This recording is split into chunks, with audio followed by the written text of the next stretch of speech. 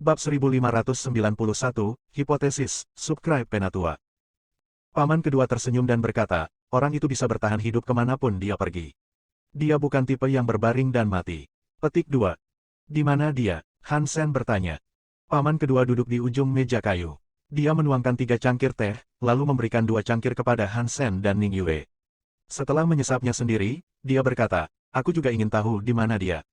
Masalahnya, aku tidak dapat menemukannya. Petik 2. Han Sen kecewa. Dia menepuk Little Flower dan berkata, jika kamu mencari jawaban itu dariku, kamu akan kecewa. Aku tidak tahu di mana dia. Aku belum pernah melihatnya sebelumnya. Petik 2. Paman kedua menggelengkan kepalanya dan berkata, aku tahu kamu tidak tahu di mana dia. Jika demikian, lalu mengapa kamu meminta duduk dengan aku? Han Sen bertanya. Han Sen tidak mengerti apa yang diinginkan paman kedua darinya. Paman kedua memandang Han Sen dan menghela nafas. Dia berkata, jika aku memberitahu kamu bahwa Han Jinzi tidak memiliki hubungan darah dengan kamu, apakah kamu akan mempercayai aku? Han Sen membeku, lalu bertanya, mengapa? Han Sen memendam keraguan tentang ini di masa lalu. Tapi ayahnya memberitahunya bahwa Han Jinzi adalah kakek buyutnya. Sekarang paman kedua mengatakan ini padanya, dan Han Sen tidak mempercayainya. Tapi tetap saja, Han Sen mau mendengarkan dan bertanya kenapa. Paman kedua tidak segera menjawab. Dia mengangguk ke Ning Yue. Kemudian, Ning Yue mengeluarkan beberapa informasi untuk diperlihatkan kepada Han Sen. Dia berkata, sejak kami mengetahui bahwa kamu memiliki liontin kucing 9 kehidupan, kami telah menyelidiki hal-hal di sekitar kamu. Itu termasuk hubungan kamu dengan Han Jinzi. Ini adalah kompilasi dari apa yang telah kami temukan. Petik 2. Han Sen membalik-balik beberapa halaman dari apa yang telah diberikan kepadanya, dan dia melihat isinya sangat rinci. Itu menunjukkan bahwa setiap kali dia meninggalkan rumah atau pergi ke suatu tempat, itu dicatat dan dicatat. Dalam penyidikan, ia juga menemukan informasi terkait keluarganya. Mereka bahkan telah mengawasi bibi dan paman Han Sen. Tapi itu tidak terlalu mengganggu Han Sen. Bahkan jika mereka telah menemukan warna celana dalam favorit bibinya, Han Sen tidak peduli. Kalian melakukan banyak pekerjaan, kata Han Sen, saat dia membaca informasi. Kami perlu mencari tahu apakah kamu seorang teman atau musuh. Tidak ada yang luar biasa. Ning Yue tersenyum. Paman kedua baru saja menyesap tehnya. Dia tidak mengucapkan sepatah kata pun.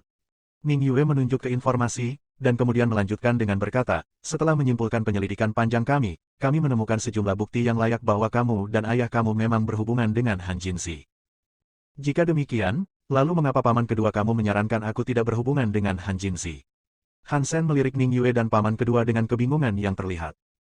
Hal-hal yang mereka katakan sangat kontradiktif, jadi Han Sen tahu pasti ada hal lain yang belum dia ketahui.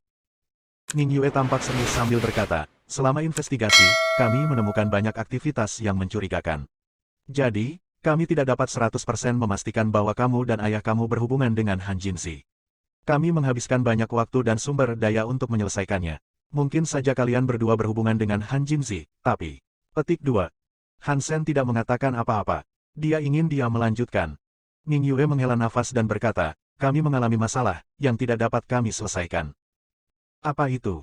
Han Sen bertanya dengan rasa ingin tahu. Ning Yue menunjuk ke laporan berjudul, Han Jinzi, dan dengan nada suara yang aneh, berkata, mengapa kakek buyutmu disebut Han Jinzi?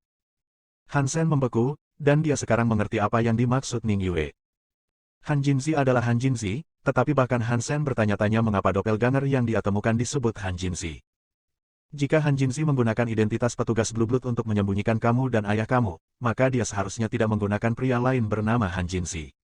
Nama lain pasti sejuta kali lebih aman. Tapi dia memilih nama itu. Petik 2.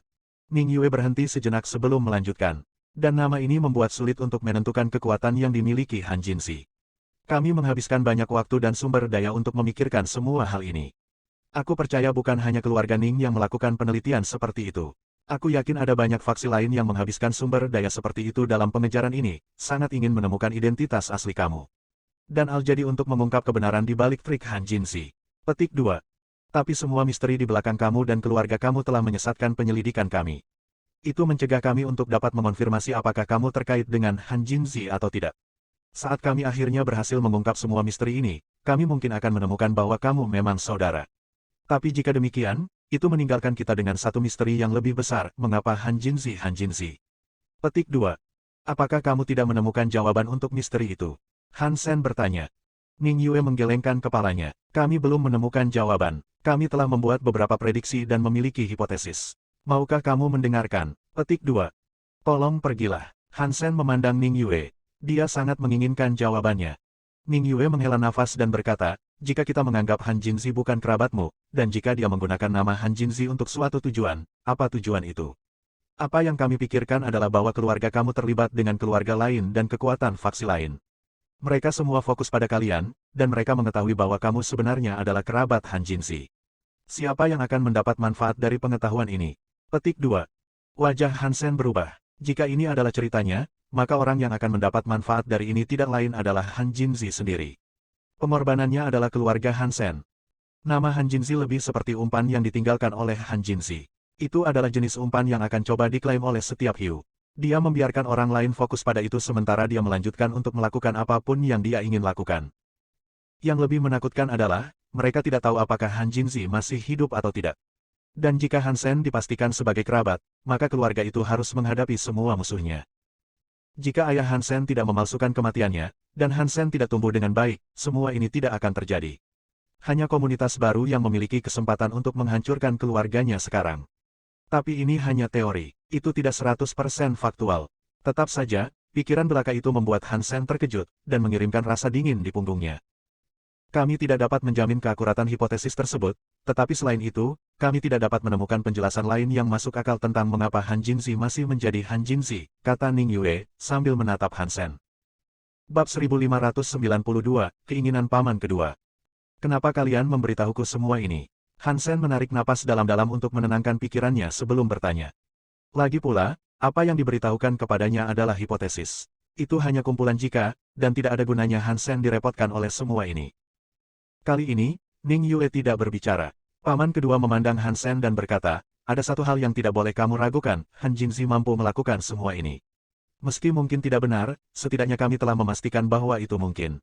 Apakah kamu pewaris Han Jinzi atau bukan, kamu masih berfungsi sebagai umpan. Semua orang ingin mendapatkan kamu, terutama pemimpin komunitas baru ini. Aku hanya tidak yakin mengapa dia belum melakukan apapun. Mungkin dia membutuhkan 2 tahun lagi untuk pulih, dan begitu dia sembuh, kamu akan menjadi target utamanya lagi.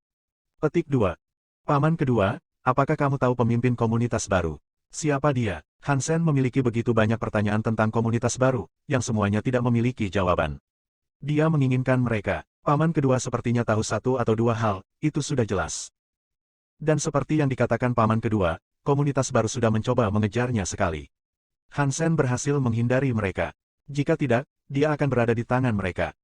Kamu pasti sudah mendengar apa yang terjadi pada tim ke-7 sekarang. Paman kedua menghela napas. Hansen tiba-tiba bersemangat. Dengan kegembiraan, dia mengangguk dan berkata, aku telah mendengar sedikit. Ketika kalian pertama kali memasuki tempat kudus, kamu bertemu dengan karakter bernama Tuhan. Ini diberikan kepada kamu semua satu keinginan. Hanya kamu dan wanita lain yang menolak tawaran itu. Petik 2. Paman kedua mengangguk dan berkata, pengetahuan aku tentang kejadian tersebut mencerminkan pengetahuan kamu. Kami memasuki dimensi aneh itu dan memang bertemu dengan seseorang yang disebut Tuhan. Gu Qingcheng dan aku tidak membuat permintaan, tapi semua orang melakukannya. Mereka menerima ujian Tuhan. Petik 2. Hansen mengangkat telinganya, tidak mau melewatkan satu kata pun. Dia tahu dia hampir mempelajari hal-hal yang belum pernah dia temukan sebelumnya. Paman kedua menuangkan teh lagi dan menyesapnya sebelum berbicara lagi. Dia berkata, Han Jinzi memberitahuku bahwa itu sebenarnya bukan Tuhan. Itu hanyalah makhluk yang terlihat seperti kita, dan itulah mengapa dia menyuruhku untuk tidak membuat permintaan. Aku tidak membuat permintaan pada saat itu, tetapi pada akhirnya aku mengabaikan nasihatnya. Aku akhirnya membuatnya. Petik 2. Apa? Kamu melakukannya? Mata Hansen terbuka lebar. Dia terlalu kaget untuk menyebutnya sebagai paman kedua dengan sopan sekarang. Dalam versi cerita yang dia dengar sampai sekarang, paman kedua tidak membuat permintaan. Tapi sekarang dia diberitahu bahwa pria itu, langsung dari mulut kudanya. Paman kedua menghela nafas dan berkata, karena itu, aku berharap aku telah mendengarkan Han Jinzi dan tidak membuat keinginan. Godaannya, bagaimanapun, terlalu kuat. Aku berhasil. Hati Hansen penuh dengan konflik emosi. Dia ingin mulai mengajukan pertanyaan, tetapi dia tidak tahu harus mulai dari mana. Dia memandang paman kedua dan menunggunya untuk melanjutkan berbicara. Jika paman kedua membuat permintaan, lalu mengapa dia tampak baik-baik saja? Dia tidak terjebak seperti daun, dan dia tidak hidup dengan rasa sakit seperti paman Bak. Dia tampak dalam kesehatan yang sempurna. Apa kau tahu keinginan apa yang kubuat? Paman kedua tersenyum, tapi itu aneh. Apa keinginannya? Hansen tidak menebak-nebak. Dia hanya ingin mendengar jawabannya secara langsung. Hansen menghabiskan terlalu banyak waktu untuk menebak-nebak masalah ini, dan dia bosan dengan teori yang terus-menerus. Jelas, paman kedua juga tidak ingin dia menebak-nebak. Dia tersenyum dan berkata, aku yang paling rakus. Jadi, keinginan yang aku buat adalah memiliki lebih banyak keinginan. Petik 2. Hansen memandang paman kedua.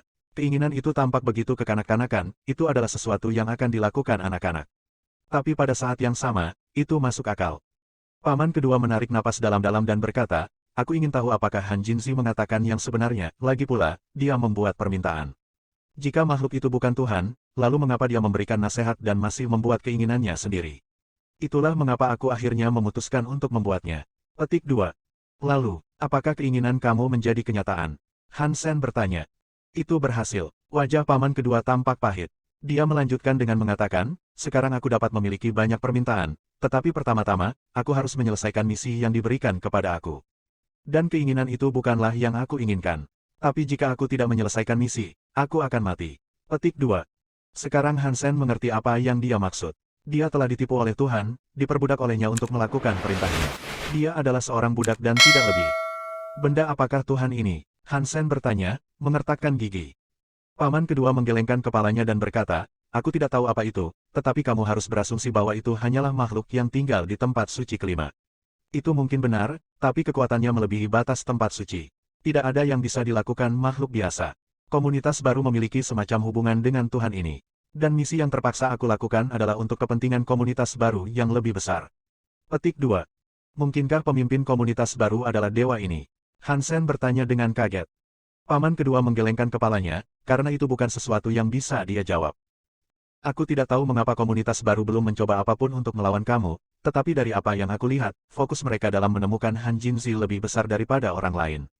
Dan itu membuatku bingung. Mungkin kamu bisa memberitahu aku mengapa ini terjadi. Paman kedua bertanya pada Hansen. Mungkin karena mereka tidak cukup kuat untuk menangkapku, kata Hansen. Paman kedua tersenyum masam. Komunitas baru lebih kuat dari yang kamu pikirkan. Kamu kuat, tetapi jika mereka ingin kamu selesai, kamu akan menjadi kuat. Mereka akan menemukan jalan. Petik 2. Tapi aku tidak bisa memikirkan alasan lain mengapa mereka tidak melakukannya. Hansen mengangkat bahu dengan tangan terbuka. Paman kedua terdiam sejenak, sebelum melanjutkan. Ada masalah dengan tubuh pimpinan komunitas baru. Dari apa yang aku ketahui, butuh 2 tahun untuk pulih. Dan setelah itu pulih, dia kemungkinan besar akan mengejarmu sendiri. Petik 2. Paman kedua tidak berpikir 2 kali tentang gagasan bahwa komunitas baru belum muncul karena saat ini belum cukup kuat. Ketika Tina membawa Geno Armor bersamanya untuk bertarung, itu dicuri oleh Hansen. Dan Hansen mendapati dirinya bisa menggunakannya. Hal ini sangat merugikan komunitas baru. Mereka sekarang hanya bisa menunggu pemimpin mereka pulih dan berurusan secara pribadi dengan Hansen. Jika kamu mau, aku berharap kita dapat bekerja sama ketika saatnya tiba untuk berurusan dengan komunitas baru. Paman kedua menatap langsung ke Hansen. Paman kedua, apakah ini pantas? Hansen tidak benar-benar mempercayai paman kedua, terutama karena dia tampaknya berada di bawah kendali dewa yang penuh teka-teki. Jika dia menjadi musuh terbuka komunitas baru, dia bisa dirugikan. Aku telah hidup cukup lama. Jika aku bisa melakukan sesuatu untuk menyelamatkan keluarga Ning sebelum aku pergi, aku akan puas, kata paman kedua pelan. Baiklah kalau begitu. Ngomong-ngomong, dapatkah kamu memberitahu aku di mana komunitas baru bersembunyi? Hansen bertanya. Bab 1593, Gurun Lagu Angin. Dalam perjalanan kembali Hansen, dia terus membaca informasi yang diberikan paman kedua padanya.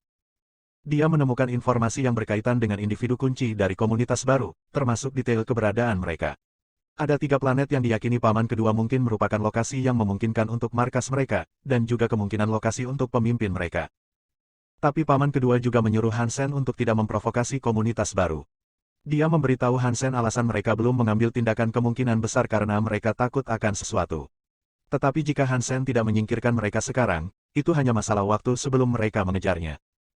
Jadi, Hansen memutuskan akan lebih baik jika dia menyerang lebih dulu. Satu-satunya masalah dengan ini adalah tidak mengetahui di planet mana pemimpin itu berada.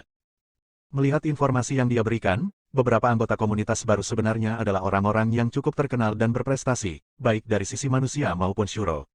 Sulit membayangkan bagaimana sang pemimpin berhasil menyatukan 2 ras dengan cara itu juga. Orang yang paling menarik perhatian Hansen adalah King Ya. Dia adalah orang yang misterius, dan bahkan keluarga Ling tidak tahu dari mana asalnya. Tapi dengan itu dikatakan, dia adalah anggota tingkat tinggi dari komunitas baru dan salah satu orang terpenting dalam organisasi. Tidak ada yang pernah melihatnya bertarung sebelumnya, tetapi diketahui bahwa dia memiliki kemampuan untuk berteleportasi sesuka hati. Orang yang menyelamatkan Tina pasti adalah King Ya. Hansen dengan hati-hati mengingat semua informasi yang berkaitan dengan pria itu. Dengan kekuatan seperti itu, pria itu akan menjadi musuh yang berbahaya bahkan jika dia tidak bisa bertarung. Hansen menunduk untuk melihat apakah ayahnya termasuk dalam daftar. Tetapi setelah melihat-lihat semuanya, sepertinya tidak ada yang menyebutkan tentang ayahnya. Apakah peringkat ayah terlalu rendah di komunitas baru? Itukah sebabnya dia tidak lolos? Hansen berpikir sendiri. Beberapa hari kemudian, setelah Hansen kembali ke rumah, dia menghabiskan lebih banyak waktu untuk penelitian. Dia tidak yakin apakah niat paman kedua untuk bekerja sama itu asli, tetapi mengetahui lebih banyak tentang potensi ancaman selalu menjadi yang terbaik. Hansen bertemu dengan ayah mertuanya Jiruozen dan memberitahunya apa yang terjadi dalam pertemuannya dengan paman kedua. Dia juga memberinya informasi yang diberikan paman kedua padanya. Jika mereka dapat menemukan pemimpinnya, Hansen akan pergi dan bertarung. Hansen bukanlah yang terkuat di cagar alam, tetapi di luar angkasa, dia memiliki kristal armor dan kumbang. Dia memiliki kekuatan lebih dari setengah dewa terkuat. Kembali ke tempat penampungan, Hansen mendengar lebih banyak orang berbicara tentang Dewi Kematian. Mereka berbicara tentang siapa yang mungkin memprovokasi dia dan bagaimana dia bisa membunuh musuhnya dengan satu pukulan. Semua percakapan di tempat suci keempat sepertinya berputar di sekitar Dewi Kematian atau dolar. Dan sering terjadi obrolan tentang siapa yang mereka yakini lebih baik. Hansen tahu kekuatannya masih tertinggal jauh di belakang Dewi Kematian. Dia tidak berpikir dia akan menjadi lawan yang tangguh untuknya. Kekuatan masih merupakan hal terpenting. Setelah penyelidikan Hansen, dia memutuskan untuk pergi ke Winsong Desert untuk memburu makhluk super sehingga dia bisa memaksimalkan poin super genonya dan bertarung dengan elit paling elit. Alasan dia memilih Winsong Desert adalah karena di sana terkenal berbahaya, dan juga karena tidak ada tempat berlindung super di sekitarnya. Seharusnya ada banyak makhluk super yang menyendiri di luar sana. Membunuh makhluk super di sana akan lebih mudah daripada mencoba menjatuhkan tempat berlindung super. Hansen memutuskan untuk membawa Little Silver dan Little Star bersamanya, juga. Bintang kecil memiliki kekuatan perjalanan Starsea, jadi jika kondisi tubuhnya buruk, dia bisa kabur dengan mudah. Little Silver memiliki kemampuan penyembuhan yang kuat, dan setiap kali mereka dalam masalah, Hansen dapat menggunakan inti Geno darah tiup. Hansen harus menumpahkan darah untuk menggunakan inti Geno, dan penyembuhan Little Silver akan membantu untuk kebutuhan itu, paling tidak. Dan tentu saja, Hansen membawa Bauer kemanapun dia pergi. Dia tidak akan pernah meninggalkannya. Lady Chef mendengar tentang dia pergi ke Winsong Desert dan dia tampaknya bertekad untuk mengikutinya, apapun yang terjadi. Jadi dia juga membawanya. Ada juga Sumi. Hansen tidak ingin membawanya, karena dia takut sesuatu yang buruk akan terjadi pada rohnya. Dia tidak bisa menjelaskan kecelakaan yang menyedihkan kepada Sumi, sebagai orang tua, tapi Sumi juga bertekad untuk datang. Dia yakin tamasya itu akan menjadi latihan yang baik. Dia bilang jika Hansen tidak mengizinkannya datang, dia akan pergi sendiri. Jadi, Hansen benar-benar tidak punya pilihan selain membiarkannya ikut juga. Jika dia pergi sendiri, itu akan jauh lebih berbahaya. Monster di gurun juga tidak akan mengenali pewaris Kaisar Tungku. Wang Yuhang ingin datang, tapi Hansen meninggalkannya karena alasan yang jelas. Tempat itu berbahaya, dan jika Wang Yuhang mengikutinya, Hansen tidak bisa membayangkan kemalangan mengerikan yang mungkin menimpa mereka. Hal terakhir yang dia inginkan adalah dikelilingi oleh makhluk super di tempat seperti itu. Semuanya baik-baik saja dalam perjalanan ke sana, tetapi ketika mereka memasuki gurun, badai pasir segera melanda. Itu menutupi langit dan membuat kegelapan turun. Untungnya, Hansen bisa menemukan tempat berbatu untuk mereka berlindung. Tidak ada masalah menimpa mereka di sana. Dengan kekuatan gabungan mereka, badai pasir normal tidak akan mempengaruhi mereka. Tapi badai pasir di Winsong Desert berbeda. Duduk di dalam gua, Hansen mendengar suara aneh melolong melalui badai yang mengamuk. Itu seperti seorang wanita yang sedang bernyanyi di atas angin. Bahkan di tengah badai pasir itu, dia bisa mendengar nyanyian dengan jelas. Anehnya, dia tidak mengerti sepatah kata pun dari apa yang dinyanyikan. Tapi ini juga bagaimana gurun menerima namanya, gurun lagu angin. Aku pernah mendengar jika ada nyanyian di badai pasir dan kamu tidak dapat menemukan tempat untuk bersembunyi tepat waktu, kamu akan tersesat dalam badai pasir selamanya. Ini bahkan terjadi pada makhluk super yang kuat. Aku ingin tahu apakah itu benar. Sumi melihat keluar gua, mendengarkan lagu di luar. Aku menyarankan kamu untuk tidak mencari tahu, kata Nyonya Chef dingin. Setidaknya ada sesuatu yang mendekati gua. Hansen mengerutkan kening dan terus melihat keluar. Lady Chef dan Sumi melihat ke tempat dia menonton, dan selain badai pasir hitam dan kuning, mereka tidak dapat melihat sesuatu yang tidak biasa. Sumi melihat lebih dekat tetapi tidak melihat apa-apa. Tepat ketika dia hendak bertanya pada Hansen apa yang telah dia lihat, sebuah bentuk mulai muncul dari badai pasir. Tubuhnya tampak berbentuk manusia. Semua orang tiba-tiba waspada. Setelah beberapa langkah lagi, tubuh itu langsung masuk ke dalam gua. Itu tertutup pasir hitam dan kuning. Ketika makhluk itu berguncang sedikit, orang di bawah pasir perlahan-lahan terlihat. Hansen. Sebelum ada yang bisa bereaksi, bayangan itu melihat Hansen dan menyebut namanya dengan kaget. Bab 1594, Dering, Hari Jumat Up 3 Video. Lin Feng. Hansen bertanya ketika dia mendengar suara pria itu. Dengan sangat gembira, dia berlari ke arahnya. Bertemu teman di tempat seperti itu selalu merupakan kejadian yang sangat membahagiakan. Mengapa kamu di sini? Mereka bertanya pada saat bersamaan, membuat mereka berdua tertawa serempak. Lin Feng mengibaskan pasir dan debu dari rambutnya dan menepuk-nepuk tubuhnya. Sambil tersenyum, dia berkata, Jing Jiwu dan aku telah mengalami keberuntungan. Kami bisa bertemu satu sama lain dan naik level di sini. Kami telah berada di sini selama beberapa tahun, jadi kamu mungkin menganggap kami penduduk asli tempat itu. Petik 2. Itu luar biasa. Dengan kalian di sini, kita bisa berburu makhluk dengan lebih mudah. Hansen terlihat bersemangat. Hansen tidak ragu tentang luasnya kekuatan potensial Lin Feng dan Jing Jiwu. Beberapa orang memang baik, kemanapun mereka pergi. Jing Jiwu dan Lin Feng adalah orang-orang seperti itu. Mereka adalah yang terbaik dari yang terbaik. Kami bisa mengantarmu ke sana, tapi pertama-tama, kami harus menunggu badai pasir berlalu. Badai pasir menjadi terlalu kuat. Menuju ke sana sekarang pasti akan mempercepat kematian kita. Lin Feng tersenyum. Old Lin, apakah ada makhluk super solo di luar sana yang sepengetahuanmu? Hansen bertanya, setelah duduk di dekat api yang disiapkan Lin Feng untuk mereka. Dia juga telah ditawari makan dan minum. Lin Feng mengangguk. Ada cukup banyak. Jiwu dan aku telah mengamati mereka beberapa lama, dan aku yakin ada beberapa yang bisa kita bunuh. Saat badai pasir berakhir, kita bisa mengunjungi Jiwu. Petik 2. Hansen menggelengkan kepalanya. Target apapun yang kamu pikirkan adalah milik kamu. Aku akan memilih yang aku temukan sendiri. Petik 2. Lin Feng tersenyum dan berkata, kami hanya melihat mereka. Kami belum memiliki pengalaman untuk memburu mereka, jadi yang ada dalam pikiran kami tidak dapat benar-benar disebut target. Berburu dengan kamu, bagaimanapun, akan membuat kami mendapatkan pengalaman dan apa yang tidak. Itu cukup bagus. Tapi badai pasir ini akan membuat kita terperangkap di dalam sini selama beberapa hari, aku khawatir. Petik 2. Badai pasir sangat dahsyat. Suara di luar seperti guntur yang melolong, tapi vokal yang menenangkan masih bergema lembut di bawah itu semua. Itu adalah lagu yang pasti bisa menghipnotis seseorang hingga tertidur lelap. Saat Hansen berbicara dengan Lin Feng, dia tidak menyadari bahwa Bauer telah terpikat oleh akustiknya. Jadi, dia merangkak keluar dari gua. Hansen kaget saat dia menyadarinya. Dia berlari menuju pintu masuk, dan tidak peduli terhadap badai pasir, dia lari ke dalamnya. Dia memanggil nama Bauer, ingin dia kembali. Namun, begitu dia keluar dari mulut gua, banyak pasir hitam dan kuning menghampiri. Dia tidak bisa melihat Bauer, atau bahkan tangannya sendiri. Tingkat keparahan itu semua mendorong Hansen untuk kembali. Lin Feng dan Sumi berlari ke arahnya. Yang pertama berkata, kamu tidak boleh pergi ke sana. Badai pasir terlalu kuat. Aku pernah melihat seekor ular raksasa lari ke dalamnya. Saat debu mengendap, hanya tulangnya yang tersisa. Petik 2. Begitu Lin Feng mengatakan itu, kekhawatiran Hansen tentang Bauer meningkat. Bauer kuat, tapi Hansen masih menganggapnya sebagai anaknya. Sama seperti orang tua manapun, tidak peduli seberapa baik anak mereka tumbuh, mereka masih memiliki kerinduan yang kuat untuk melindungi mereka. Tunggu aku di sini, aku akan kembali, kata Hansen, lalu lari keluar gua lagi. Kali ini, dia memanggil bulwark umbrella saat dia pergi. Nyonya Chef ingin menghentikan Hansen, tapi dia tidak bisa. Hansen terlalu cepat. Namun, saat dia membuka payung, pasir di luar terbelah. Pasir tidak bisa lagi membahayakan Hansen, tapi tetap saja, dia tidak bisa melihat banyak. Badai itu seperti naga di langit, mengitarinya. Bauer, Hansen menggunakan payung sambil memanggil Bauer. Sayangnya, suaranya dibungkam di tengah badai itu, bahkan jika dia menggunakan kekuatan soniknya. Hansen mengerutkan kening. Dia tiba-tiba melihat sesuatu muncul di dalam badai pasir. Akhirnya, Bauer datang berlomba ke tempat penampungan yang disediakan oleh bulwark umbrella. Bauer, kenapa kamu kabur seperti itu? Berbahaya di sini. Hansen menjemputnya. Dia senang telah menemukannya, tetapi dia mempertahankan nada tegas untuk memberitahunya. Ayah, lihat ini, cantiknya. Bauer mengangkat tangannya yang gemuk.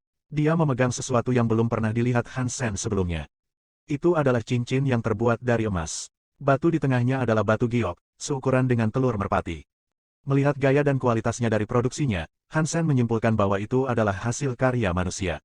Makhluk-makhluk di tempat kudus tidak akan menggunakan waktu atau tenaga untuk menciptakan sesuatu yang hanya merupakan kemewahan dan tidak lebih.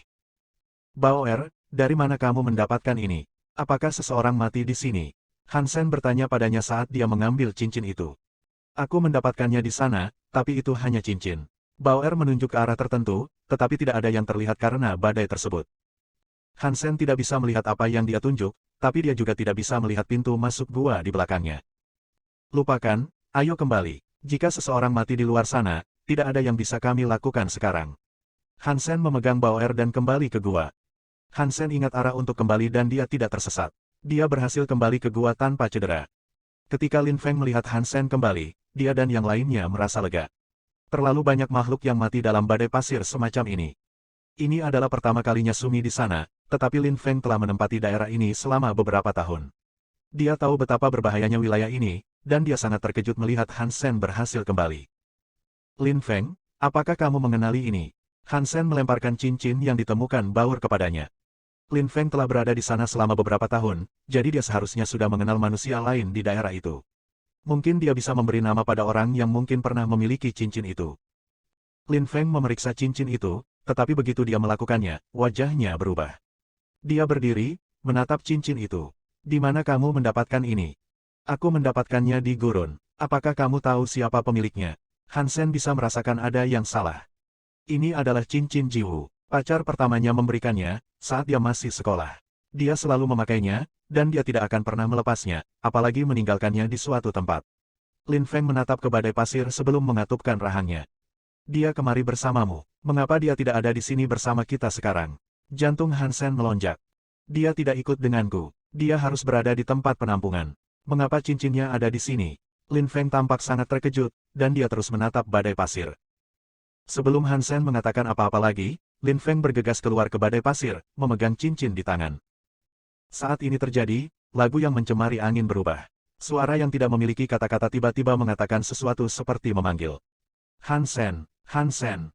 Bab 1595, Goblin Jahat. Hansen dan yang lainnya semua terkejut. Mereka belum pernah mendengar suara nyanyian dalam badai memanggil nama seseorang. Namun, tidak salah lagi apa yang dikatakan suara itu sekarang, itu jelas memanggil Hansen. Hansen meraih Lin Feng dan berkata, tunggu sebentar, ada yang salah. Lin Feng menggelengkan kepalanya dan berkata, aku harus pergi apapun yang terjadi. Jika tidak, aku tidak akan pernah memaafkan diri aku sendiri. Petik 2. Oke, kalau begitu aku akan ikut denganmu. Hansen melihat badai di luar gua saat dia mendengarkan suara yang meneriakkan namanya. Kedengarannya seperti gadis sedih yang memanggil kekasihnya. Sesuatu di luar sepertinya menargetkanmu. Kamu tidak perlu pergi ke sana. Aku telah tinggal di sini selama bertahun-tahun, dan aku berhasil mengatasi badai. Tunggu saja aku di sini, kata Lin Feng sambil berjalan keluar. Hansen tidak menghentikan Lin Feng kali ini. Dia berkata kepada Little Silver dan Little Star, kalian tetap di sini. Aku akan pergi dengan Lin Feng dan memeriksanya. Petik 2. Guru, hal di luar sepertinya mengenalmu. Bagaimana kalau aku pergi ke sana denganmu? Aku adalah roh, jadi meskipun aku mati, aku masih bisa dibangkitkan, kata Sumi. Tidak perlu, seru Hansen dari balik bahunya saat dia meninggalkan gua. Dia membuka payung di tangannya, melindungi dirinya dan Lin Feng dari angin dan pasir. Lin Feng mengangguk terima kasih kepada Hansen. Dia bertanya, di mana kamu menemukan cincin itu? Badai di luar begitu kuat sehingga mereka tidak dapat melihat atau merasakan apapun. Tidak ada landmark yang terlihat untuk digunakan sebagai titik referensi dalam badai, jadi mereka hanya perlu memilih arah untuk berjalan. Di mana kamu menemukan cincin itu, Baoer? Hansen melihat ke Baoer. Baoer berbaring malas di bahu Hansen. Dia mengangkat satu jarinya untuk menunjukkan badai. Dia hanya mengambil cincin itu karena menurutnya cincin itu cantik. Namun, dia tahu bahwa dia tidak akan mendapatkan cincin itu kembali sekarang, jadi dia telah kehilangan motivasinya. Baik Hansen dan Lin Feng sedikit terkejut pada arah yang ditunjuk Bao, dia menunjuk ke arah suara di tengah badai. Ayo pergi dan periksa. Hansen berjalan maju dengan payung di tangannya. Tak satu pun dari mereka mengatakan apapun. Mereka berjalan maju di tengah badai. Semakin jauh mereka bergerak, semakin kuat badai itu. Tekanan di tangan mereka menjadi semakin berat. Untungnya, tubuh Hansen cukup bagus, jadi tekanan tidak menghancurkannya. Saat mereka berjalan, suara yang memanggil Hansen menjadi lebih jelas dan lebih jelas. Itu menyeramkan. Tiba-tiba, Lin Feng merasa dia menendang sesuatu. Dia membungkuk untuk menyentuhnya, lalu dia menarik panah besi dari pasir. Ini adalah panah Jiwu. Ada tandanya di poros. Lin Feng tampak jauh lebih khawatir dari sebelumnya. Mari kita berjalan ke depan. Mungkin dia tepat di depan kita. Dia mungkin terjebak oleh sesuatu, kata Han Sen. Keduanya terus berjalan, dan mereka terus menemukan hal-hal acak di sepanjang jalan. Berdasarkan spekulasi Lin Feng, dan semuanya milik Jing Jiwu. Mereka berdua sangat khawatir karena mereka menyadari bahwa Jing Jiwu mungkin dalam bahaya besar. Namun, mereka tidak bisa berbuat apa-apa selain terus berjalan, berharap mereka masih bisa menyelamatkan Jing Jiwu. Tiba-tiba, badai di depan mereka melemah, dan mereka akhirnya bisa melihat sesuatu yang jelas, bukan kegelapan total di depan mereka. Han Sen dan Lin Feng melihat dengan jelas apa yang terjadi di depan mereka, dan mata mereka memerah. Ada kerangka raksasa di depan mereka, dan tingginya lebih dari 100 kaki dan panjang 1000 kaki. Itu memblokir sebagian besar angin dan pasir, itulah sebabnya badai di sini lebih lemah daripada di tempat lain. Namun, ada juga manusia yang tergantung di kerangka. Itu adalah Jing Jiwu. Saat ini, Jing Jiwu disalibkan di atas kerangka. Lengan dan kakinya berdarah, dan matanya juga terpaku pada kerangka. Dia tidak bisa terlihat lebih mati. Jiwu. Lin Feng memandang Jing Jiwu yang dipaku ke kerangka. Wajahnya menjadi gelap, dan dia mengepalkan tinjunya dengan keras, memasukkan kukunya ke telapak tangannya. Namun, Lin Feng tidak mengambil satu langkah pun ke depan. Sebagai gantinya, dia mengulurkan tangan dan menghentikan Han Sen dari menurunkan tubuh ke bawah. Ada yang salah di sini. Seseorang mencoba membujuk kita ke sana untuk menyergap kita. Lin Feng mengucapkan setiap kata dengan tenang, tetapi suaranya bergetar. Itu bukan karena dia takut, tapi karena dia sangat marah. Aku tahu, tapi satu-satunya cara untuk memancing musuh kita keluar adalah dengan kita masuk. Han Sen juga sangat marah. Rasanya tidak menyenangkan melihat seseorang yang dia kenal telah meninggal dengan begitu tragis. Apakah kamu yakin? Lin Feng bertanya, menatap Han Sen. Ada sedikit di tempat suci Dewa Keempat yang bisa membunuhku, jawab Han Sen. Oke, ayo pergi, ayo kita bawa kembali tubuh Jiwu, kata Lin Feng sambil mengambil langkah besar menuju kerangka itu. Han Sen mengangkat payung bulwark dan mengikutinya.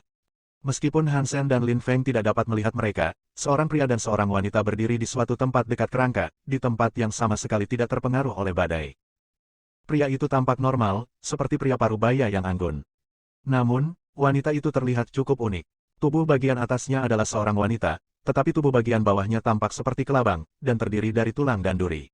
Rupanya, dia adalah makhluk. Mereka ditipu. Mata para wanita itu berbinar. Bloodbone Demon, apa kau yakin bisa membunuhnya? Tanya pria itu sambil menatap wanita aneh itu. Yakinlah, Tuan King Ya, aku pasti akan membunuhnya demi ketua. Ini Gurun Fengge, dan tempat ini milikku. Bloodbone Demon tersenyum dengan aneh. Selama mereka menyentuh boneka tulang darah aku, mereka akan binasa. Bahkan Tuhan tidak akan bisa membantu mereka. Petik 2. Baik, selama kamu membunuh Han Sen, ketua akan selalu mengingat kontribusi kamu, kata King Ya dengan lembut. Dia menatap Han Sen dan Lin Feng, yang mendekati kerangka itu. Mata Bloodbone Demon bersinar, dan dia menjilat bibirnya menggunakan lidahnya yang seperti ular. Dia menatap Han Sen seolah-olah sedang melihat orang mati. Awasi punggungku saat aku menurunkan tubuh Jiwu, kata Lin Feng sambil terbang ke kerangka itu. Dia memanggil pedang jiwa binatang, memotong tulang di belakang Jing Jiwu, dan dia menangkap tubuh Jing Jiwu saat jatuh. Namun, tepat saat Lin Feng menyentuh tubuh Jing Jiwu, mata Jing Jiwu terbuka lebar, dan tubuhnya melingkari Lin Feng seperti sekelompok ular. Dan kemudian, tulang muncul dari tubuh Jing Jiwu dan terkunci di sekitar Lin Feng seperti kerangka luar. Mayat Jing Jiwu telah dipelintir seluruhnya, dan itu tampak seperti kerangka dengan banyak darah dan daging. Lin Feng dibawa kendali kerangka, dan dia tidak bisa menahan tebas liar ke arah Han Sen. Keduanya ketakutan. Bab 1596, Penyelamat. Han Sen merasa ngeri. Dia mencoba menghindari serangan dari Lin Feng, dan pada saat yang sama, dia berteriak, apa yang terjadi, Lin Feng? Han Sen tahu bahwa Lin Feng dikendalikan, tetapi dia tidak tahu apakah hanya tubuh Lin Feng yang dirasuki, atau apakah pikirannya juga demikian. Lin Feng terus mengayunkan pedangnya ke arah Han Sen, dan pada saat yang sama, dia berkata, tubuhku berada di bawah kendali orang lain. Pergi. Kalau begitu aku akan membebaskanmu. Han Sen memegang payung bulwark di satu tangan dan pedang taya di tangan lainnya. Dia memukul tulang yang dikunci di sekitar Lin Feng. Ah! Lin Feng tiba-tiba berteriak kesakitan, lalu dia mengeluarkan darah, yang mengejutkan Han Sen sampai ke intinya. Han Sen yakin tentang teknik pedangnya, tujuannya sempurna. Han Sen yakin bahwa dia menebas tulang berdarah itu, jadi dia tidak bisa mengerti mengapa Lin Feng terluka. Han Sen melihat bahwa tulang berdarah itu benar-benar utuh, tetapi Lin Feng terus batuk darah. Han Sen menyadari ada yang tidak beres. Larilah sekarang atau bunuh aku. Lin Feng memberitahu Han Sen melalui gigi terkatup. Dia telah menyadari apa yang sedang terjadi. Han Sen tidak mau menyerah seperti itu. Dia kemudian menyayat tulang berdarah di dua tempat berbeda, tetapi hal yang sama terjadi. Tulang berdarah tertabrak, tetapi Lin Feng adalah orang yang benar-benar terluka. Tulang berdarah itu mentransfer semua kerusakan yang terjadi pada mereka langsung ke Lin Feng. Han Sen tidak mendapatkan inspirasi mendadak tentang bagaimana menghadapi situasi tersebut. Dia harus menggunakan payung bulwark dan pedang taya untuk menangkis serangan. Han Sen dan Lin Feng menyadari bahwa waktu mereka hampir habis, namun Han Sen masih belum punya waktu untuk benar-benar melawan Lin Feng. Han Sen tidak tahu banyak tentang kekuatan bertarung Lin Feng yang sebenarnya, tapi dia yakin Lin Feng sangat kuat. Sekarang, Lin Feng benar-benar di bawah kendali tulang berdarah, tapi dia masih melakukan teknik pedangnya sendiri. Meskipun Lin Feng hanya memiliki inti geno batu permata, teknik pedangnya sangat mengejutkan Han Sen. Teknik Lin Feng anggun dan lembut, tetapi secara visual tidak memukau atau misterius. Mereka tidak menyukai keterampilan pembalasan Tuhan, yang berubah rumit menjadi sederhana, dan tidak serumit kemampuan enam jalan. Setiap gerakan Lin Feng terlihat sangat sederhana dan polos, tetapi teknik pedang yang sederhana dan biasa itu tampak kuat, mungkin tidak bisa dipatahkan. Teknik pedang Lin Feng mengubah sesuatu yang dasar dan biasa menjadi sesuatu yang langka dan halus. Ada beberapa kekurangan dalam teknik Lin Feng, tetapi tekanan yang diberikan dari serangan itu membuat pengguna merasa seperti seorang kaisar yang tidak dapat dilewati dengan mudah oleh siapapun. Teknik pedang Han Sen juga bagus, tapi akan sulit baginya untuk menang melawan Lin Feng hanya dengan menggunakan pedangnya. Namun, fokus Han Sen bukanlah pada pedang, jadi dia memiliki banyak metode lain untuk menekan Lin Feng. Ketika sampai pada kekuatan, Lin Feng bukanlah tandingan Han Sen. Jika Lin Feng adalah musuh, Han Sen pasti sudah membunuhnya, tetapi Han Sen tidak ingin menyakiti temannya. Dia dipaksa untuk tetap bertahan, yang membuatnya dirugikan. Untuk memastikan bahwa dia tidak melukai Lin Feng, Han Sen harus terus melangkah mundur, dan setelah beberapa langkah, dia melayang kembali ke dalam badai, jadi dia tidak bisa melihat apapun di sekitarnya. Sial! Lin Feng, yang dikendalikan oleh tulang-tulang berdarah, tampaknya tidak terpengaruh oleh badai sama sekali. Sebaliknya, dia menjadi lebih ganas, dan dia terbang ke sana kemari seperti bayangan di badai. Dia terus muncul dalam badai dan memukul Han Sen. Han Sen menangkis serangan lain dari Lin Feng, namun tiba-tiba, pedang tiba-tiba muncul di tangan kiri Lin Feng. Pedang itu menusuk bahu Han Sen, dan dia mulai berdarah. Han Sen memutar pedangnya sendiri, tetapi dia tidak bisa menebas tulang berdarah itu. Lin Feng menghilang ke dalam badai lagi. Lin Feng, yang sekarang memegang pedang ganda, menjadi lebih agresif. Dia menyerang Han Sen lagi dan lagi dari sampul badai, tetapi Han Sen hanya bisa bertahan daripada menyerang. Lin Feng memanfaatkan setiap pembukaan yang disediakan Han Sen, dan luka Han Sen terus piling dan darahnya terus menetes. "Bunuh aku," teriak Lin Feng dengan suara serak, matanya merah. Namun, Han Sen tidak bisa menyerang Lin Feng seperti itu. Dia menangkis serangan dari Lin Feng sambil berkata, "Aku akan terus berpikir. Pasti ada yang bisa aku lakukan. Aku tidak akan membiarkanmu mati seperti ini." Petik 2. Meski berkata begitu, Han Sen tidak bisa memikirkan apapun. Dia tidak bisa membunuh Lin Feng, tapi dia juga tidak bisa menghindari serangan dalam badai secepat Lin Feng. Tampaknya membunuh Lin Feng akan menjadi satu-satunya cara untuk bertahan hidup. Han Sen semakin terluka, dan darah menutupi seluruh tubuhnya. Bloodborne Demon memandang Lin Feng dan Han Sen yang saling bertarung dalam badai. Dia tersenyum. Kupikir akan memakan waktu lebih lama untuk membunuh Han Sen karena dia tidak menyentuh boneka tulang darah, tapi sekarang, sepertinya itu tidak perlu lagi. Manusia adalah makhluk yang sangat aneh. Mereka benar-benar akan membiarkan diri mereka dibunuh demi orang lain. Benar-benar aneh, tapi aku suka perasaan ini. Petik 2. Manusia memang makhluk bodoh, karena mereka biasanya melakukan hal-hal yang sama sekali tidak berarti, kata King Ya dengan lembut. Tepat ketika Bloodborne Demon mencoba mengatakan sesuatu, Lin Feng menerjang ke depan dan mengarahkan pedangnya ke jantung Han Sen. Han Sen jatuh ke tanah. "Pak, King Ya, sudah selesai sekarang," Bloodborne Demon berkata dengan bersemangat kepada King Ya. "Kamu harus lebih berhati-hati. Manusia itu luar biasa," kata King Ya, melihat tubuh Han Sen yang tak bernyawa di tanah. "Yakinlah, Tuan King Ya, tidak akan ada masalah." Bloodborne Demon sangat percaya diri. Dia berjalan menuju Han Sen dan Lin Feng. Lin Feng berdiri di tengah badai. Tiba-tiba, badai di sekitar mereka menghilang, dan kemudian seorang pria dan seorang wanita berjalan ke arahnya. Tepatnya, ada 3 orang. Wanita itu bertubuh kelabang bagian bawah, dan dia menggendong pria yang tidak bisa bergerak sama sekali. Orang itu sepertinya telah lumpuh total. Meskipun dia masih sedikit sadar, dia bahkan tidak bisa menggerakkan bibir dan bola matanya. Itu adalah Jing Jiwu. "Kamu siapa?" Lin Feng berteriak pada King Ya saat matanya muncul karena terkejut. Rupanya, dia tahu bahwa King Ya adalah master dalam situasi ini. Bloodborne Demon tersenyum dengan aneh. Lin Feng tidak bisa mengendalikan dirinya sama sekali. Dia mengangkat pedang di tangannya dan menikam Han Sen, yang sudah tampak tidak bernyawa. Lihat, Tuan King Ya, manusia itu sudah mati total sekarang, kata Bloodborne Demon. Dan kemudian, dia melempar Jing Jiwu yang lumpuh ke tanah, dan dia menikam ke arahnya dengan cakar yang tampak seperti tulang. Orang ini tidak berguna sekarang. Sebelum Bloodborne Demon bisa menusuk Jing Jiwu dengan cakarnya, ruang di sekitarnya tiba-tiba terpelintir, dan jejak cahaya muncul, memotong cakar yang menyerang Jing Jiwu. Adapun Jing Jiwu, sebuah tangan menangkapnya dan menariknya menjauh dari cakar. Kamu masih hidup. Mata Bloodborne Demon muncul, menatap pria yang mendukung Jing Jiwu. Itu adalah Han Sen, yang dia duga sudah mati. Bab 1597, kita akan bertemu lagi, subscribe dulu Penatua. Kamu sudah keluar, jadi aku tidak perlu mati lagi. Han Sen tersenyum lembut. Dia memegang split knife, dan pada saat yang sama, dia memeriksa tubuh Jing Jiwu dengan dongsuan auranya. Jing Jiwu sepertinya telah diracuni, tetapi tidak mematikan. Bloodborne Demon menyadari bahwa dia telah ditipu, dan ditipu di depan King Ya. Dia menjadi marah dan berteriak, bunuh dia.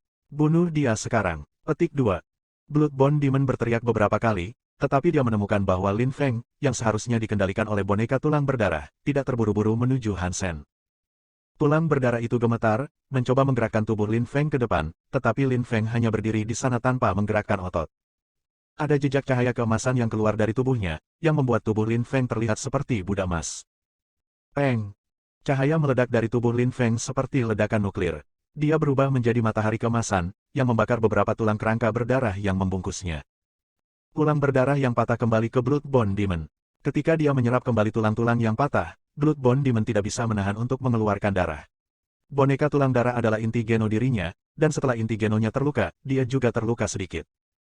Setelah cahaya keemasan hilang, Lin Feng keluar dengan tenang.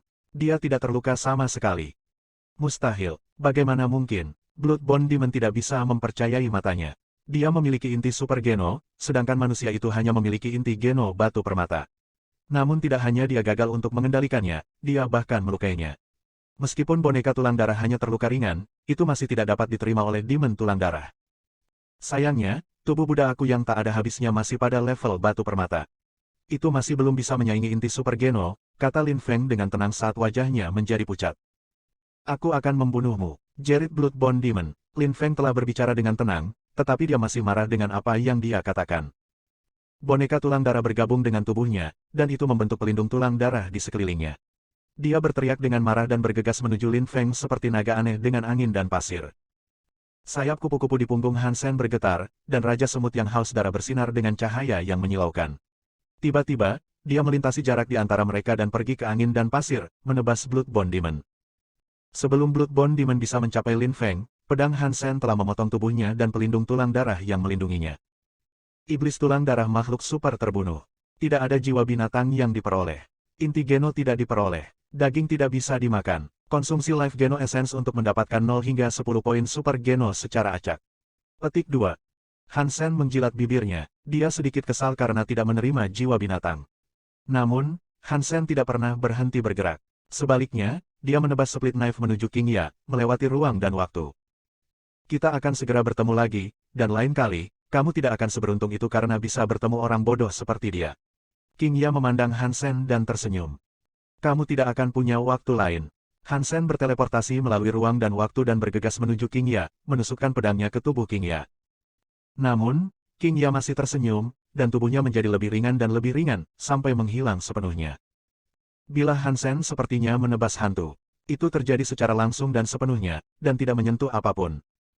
Siapa dia? Lin Feng bertanya, melihat kemana King Ya menghilang. Aku hanya tahu bahwa dia berasal dari komunitas baru, dan namanya King Ya. Han Sen memandang Jing Jiwu yang tidak bisa bergerak sama sekali. Dia kemudian meminta maaf kamu diseret ke dalam ini. Mereka mengejarku. Petik 2. Lin Feng menggelengkan kepalanya tanpa mengatakan apapun. Dia berjalan ke Jing Jiwu dan memeriksa tubuhnya, lalu dia mengerutkan kening. Dia diracuni. Mudah-mudahan, sesuatu di aliansi dapat membantunya. Petik 2. Penangkal di aliansi biasanya dirancang untuk jenis racun tertentu, tapi racun di tempat suci sedikit berbeda dari yang ada di aliansi, jadi sulit untuk mengatakan apakah itu akan berhasil atau tidak. Biarkan Little Silver mencoba, mungkin itu akan berhasil. Han Sen lalu mengambil Jing Jiwu dan berjalan kembali. Setelah Bloodborne Demon terbunuh, badai berhenti. Hansen telah menyerap Life Geno Essence of Bloodborne Demon, jadi dia sangat senang tentang itu. Tujuannya dalam perjalanan ini adalah untuk mendapatkan Life Geno Essence. Meskipun dia mengalami beberapa masalah sebelum mendapatkannya, dia masih senang dengan apa yang dia peroleh. Little Silver dan yang lainnya sudah keluar dari gua. Jingjiu tampak seperti mayat ketika Hansen membaringkannya di samping Little Silver. Little Silver, bisakah kamu menyingkirkan racun dalam dirinya? Jika kamu tidak bisa, bisakah kamu setidaknya menyelamatkan hidupnya dulu? Petik 2. Tanpa berkata apa-apa, perak kecil memukul Jingjiu dengan aliran petir perak. Wajah seperti zombie Jingjiu berputar.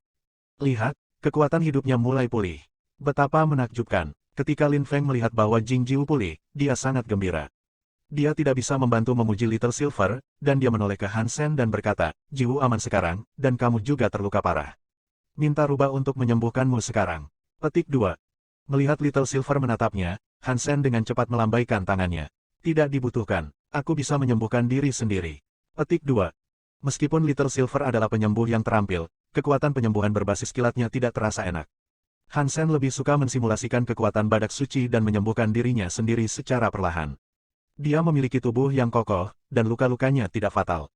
Baik Lin Feng dan Hansen tahu bahwa itu bukanlah Jingjiu pada kerangka, namun, hal-hal yang mereka ambil di jalan ternyata nyata.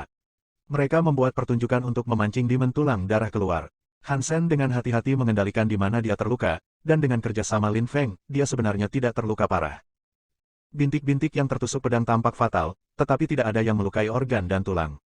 Hanya dagingnya yang terluka. Di bawah perlakuan terus-menerus terhadap perak kecil, Jingjiu akhirnya bisa bersuara, dan suara pertama yang dia buat sangat menyedihkan sehingga bahkan Hansen dan Lin Feng tidak dapat menahan rasa takut.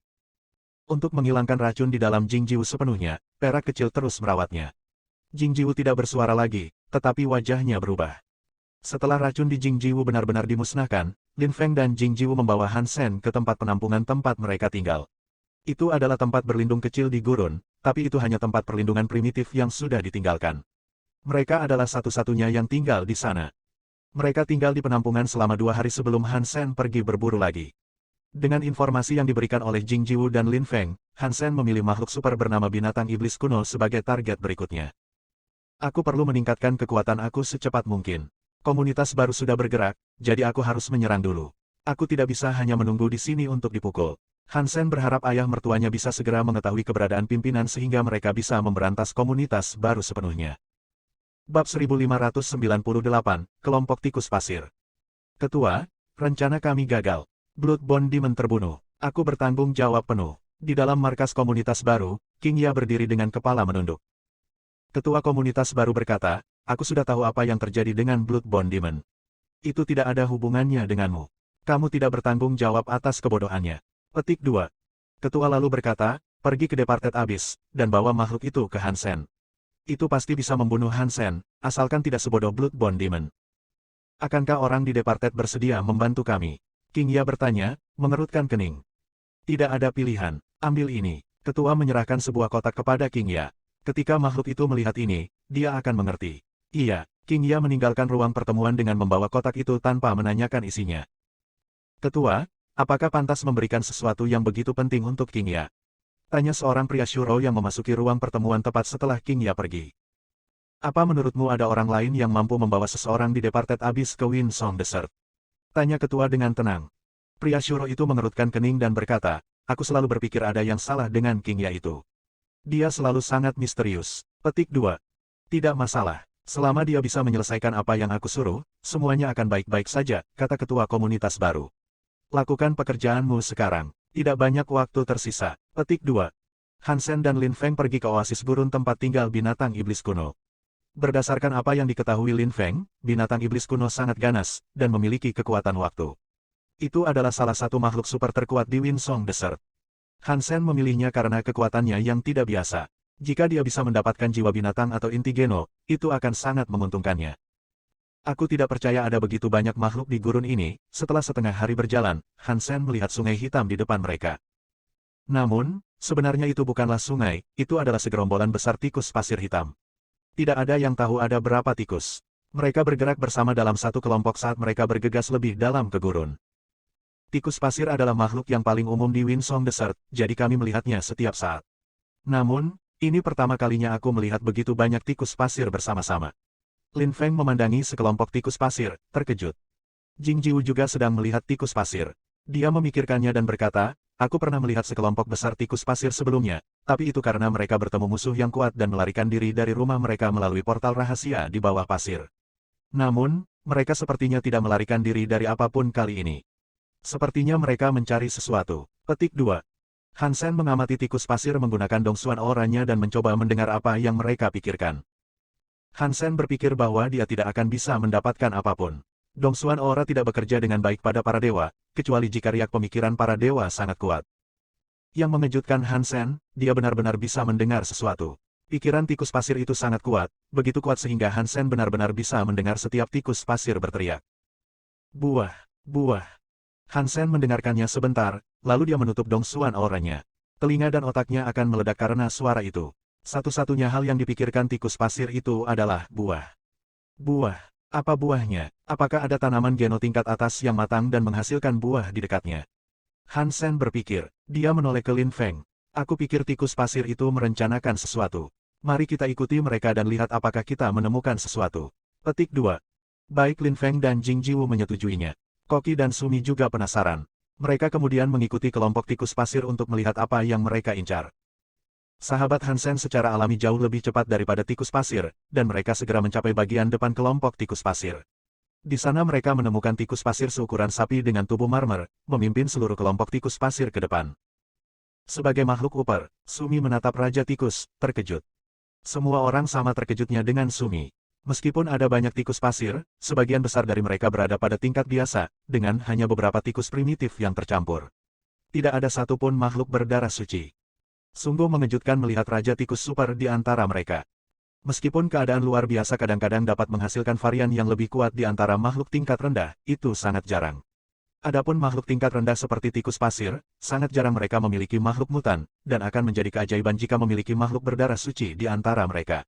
Namun, ada Raja Tikus yang merupakan makhluk super, yang membuat Han Sen bertanya-tanya apa yang sedang terjadi. Raja Tikus terus memimpin kelompok tikus ke depan, dan tidak menunjukkan permusuhan. Han Sen mengikuti Raja Tikus ke depan, terus menjadi lebih gugup. Raja Tikus mampu berlari sangat cepat, tetapi tidak melakukan itu, melainkan hanya lari-lari sehingga kelompok tikus pasir di belakangnya dapat mengikutinya. Tikus pasir yang lebih kecil mengikuti raja mereka tanpa lelah saat mereka berlari melintasi gurun. Kelompok tikus pasir terus berlari hingga tengah malam. Tiba-tiba, Han Sen dan teman-temannya melihat sungai di depan mereka, dan kali ini, itu adalah sungai sungguhan. Sebuah sungai terhampar di padang pasir seperti benang yang terbuat dari batu giok. Itu terlihat aneh. Terlepas dari kenyataan bahwa malam itu paling gelap dan tidak ada banyak cahaya dari bintang-bintang di langit, sungai itu berkilau seolah-olah airnya sendiri bercahaya. Sungai itu hanya lebarnya beberapa meter, tapi airnya mengalir secepat sungai kuning. Namun, setelah beberapa saat, air berkurang dan kemudian mengalir, seperti ular merayap menjauh. Raja Tikus membuat keributan, dan kemudian mengejar sungai, mengejar air yang terus mengalir melintasi gurun. Han Sen dan yang lainnya semakin penasaran. Mereka mengikuti Raja Tikus. Setelah beberapa saat, Han Sen menemukan sesuatu yang aneh. Sungai mengalir melalui tempat dengan banyak bukit pasir, dan bukannya menggenang atau mengalir di sekitar bukit pasir, air hanya mengalir ke atas dan ke bawah. Itu secara ilmiah tidak mungkin. Air tidak mengalir. Itu sangat aneh. Meskipun menggunakan dongsuan aura untuk mengamati air dalam waktu yang lama, Han Sen tidak dapat menemukan sesuatu yang aneh tentangnya. Rasanya seperti sungai biasa dengan air biasa. Mereka mengikuti Raja Tikus dan berlari selama beberapa jam, dan tiba-tiba, sungai berpendar di depan mereka menghilang. Lubang muncul di pasir, dan air fluoresen semuanya mengalir ke dalamnya. Lubang pasir itu hanya sebesar kepalan tangan, yang berarti Han Sen dan yang lainnya pasti tidak bisa masuk. Mereka harus berhenti. Bab 1599, Sungai Fluorescen. Raja Tikus berhenti di depan lubang di pasir, lalu memanggil kelompok tikus di belakangnya. Tikus pasir segera berlari ke dalam lubang. Tidak ada yang tahu seberapa dalam lubang itu, tapi itu tampak seperti jurang. Banyak sekali tikus pasir telah masuk, tapi masih belum penuh.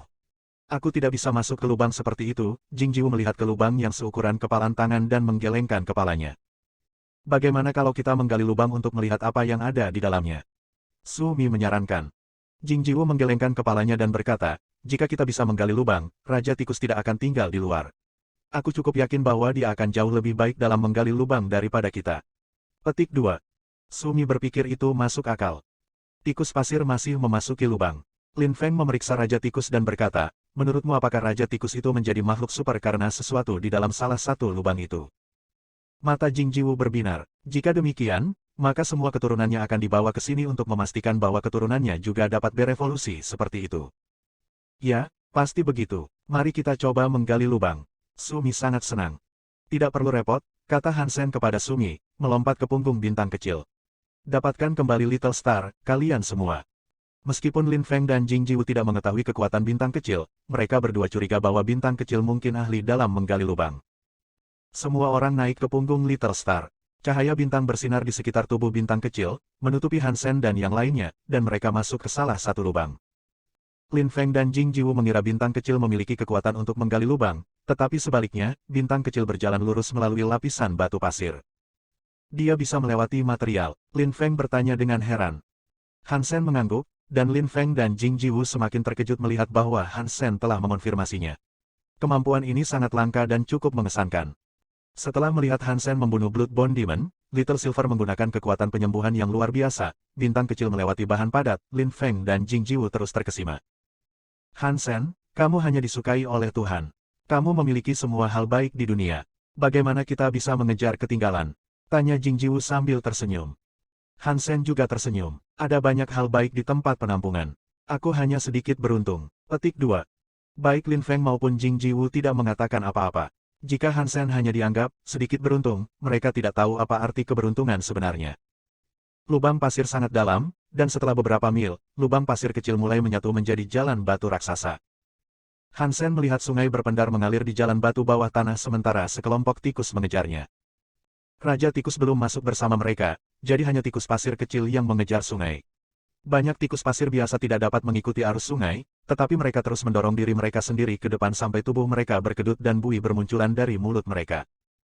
Sayangnya, mereka tidak bisa mengikuti arus sungai lagi. Saat Hansen melihat semakin banyak tikus pasir jatuh di belakang, sisanya mempercepat dan mencoba mengejar ketinggalan sungai. Jalan batu bawah tanah itu seperti sarang laba-laba, dan memanjang ke segala arah. Sungai tidak meninggalkan jejak di mana ia mengalir, jika mereka tidak mengikuti sungai, mereka pasti akan tersesat di labirin bawah tanah.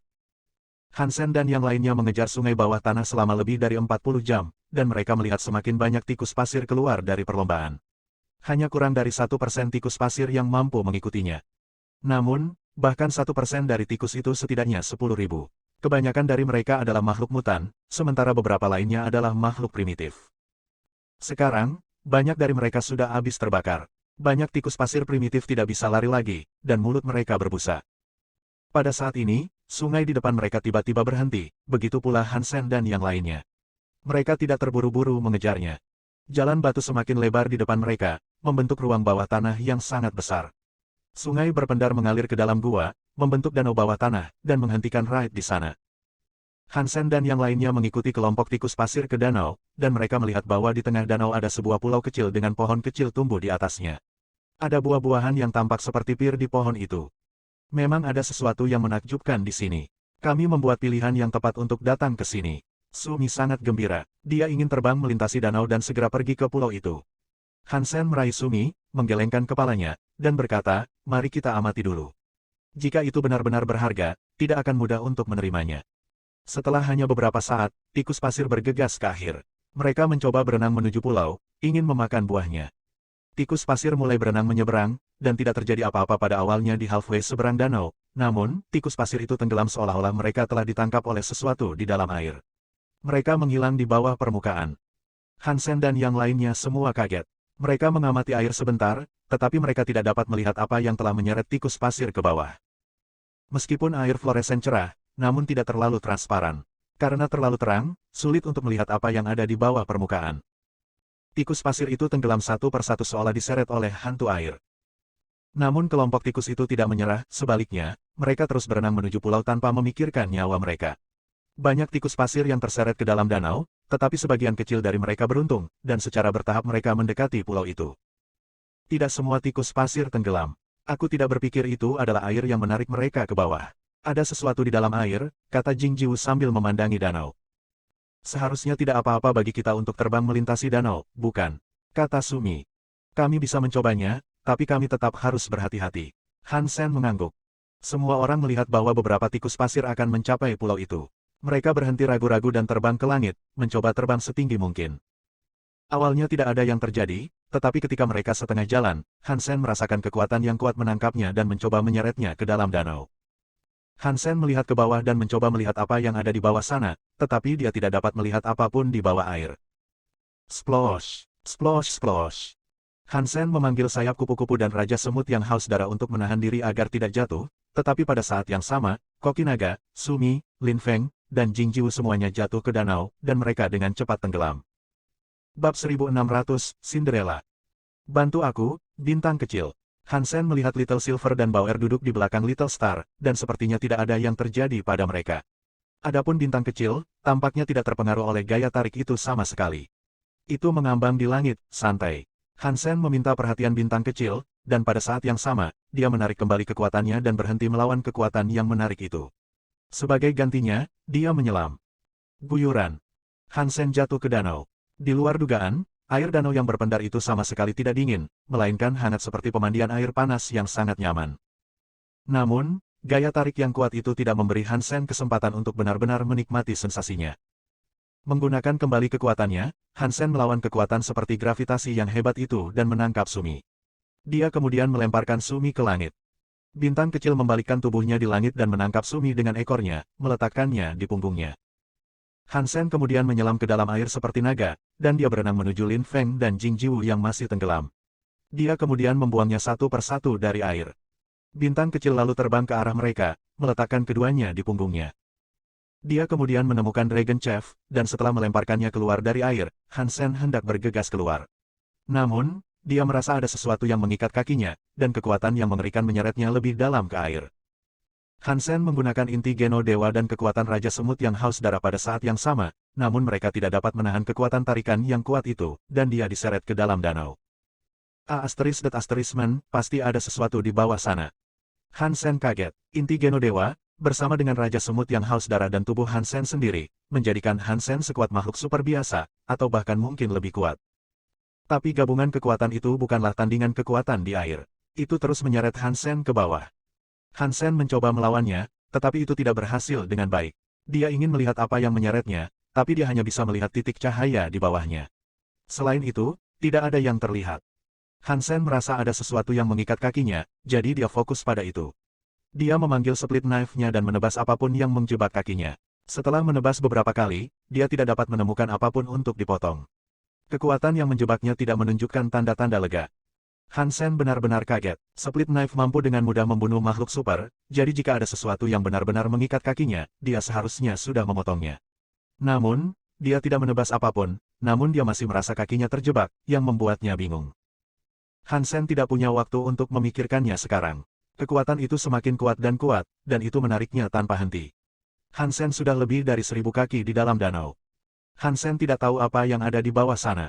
Mungkin ada mulut berdarah raksasa yang menunggunya di bawah, menunggu untuk makan dan menelannya. Hansen segera memasuki mode roh Raja Super. Sebelum Hansen dapat mengambil tindakan lebih lanjut, dia merasakan kekuatan di kakinya rileks, dan kekuatan yang mengikat pergelangan kakinya menghilang. Dia tidak bisa merasakan gaya tarikan itu lagi. Hansen tidak memiliki kapasitas mental untuk bertanya-tanya mengapa kekuatan itu tiba-tiba menghilang. Dia mengumpulkan semua keberaniannya dan bergegas ke depan, dan tanpa kekuatan tarik, Hansen berhasil terbang keluar dari danau. Saat dia menembus permukaan, Hansen menonaktifkan mode roh Raja Super, karena dia tidak ingin Sumi dan yang lainnya melihatnya. Melihat Hansen muncul dari danau, bintang kecil terengah-engah dan bergegas menuju Hansen, meletakkannya di punggungnya. Apa yang terjadi? Kenapa kamu butuh waktu lama untuk keluar? Apakah kamu melihat sesuatu di bawah sana?